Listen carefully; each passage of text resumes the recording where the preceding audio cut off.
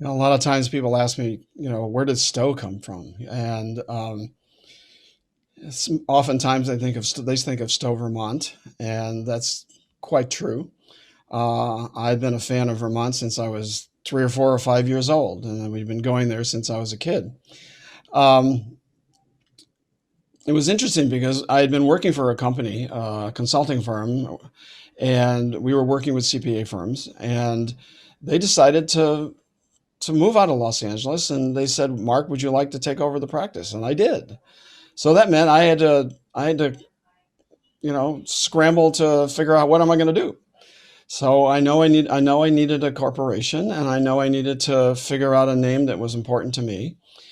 And what I did in those days, this goes back, not so digital, that when you asked for a name for the state of California, you'd filled out a form, and then there were six options. You had to create six options. And at the same time, I was going to be merging my work with, and as it turned out, I became a strategic partner with a firm that had a sort of an English flair. So I have this Vermont flair, and he has an English flair. So I went through the map of Vermont looking for different names that had an English flair to them. And so the sixth one happened to be Stowe Management Corporation.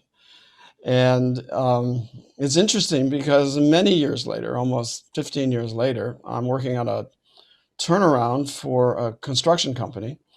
And we had hired another fellow to help with a lot of the accounting stuff, and I was doing a lot of the management stuff. And he was from England. He was a chartered accountant, and he started asking me, kind of nudging me around, where did Stowe come from? And I couldn't understand what he was talking about. And he said, isn't that Stowe's school? And I said, no, what is Stowe's school?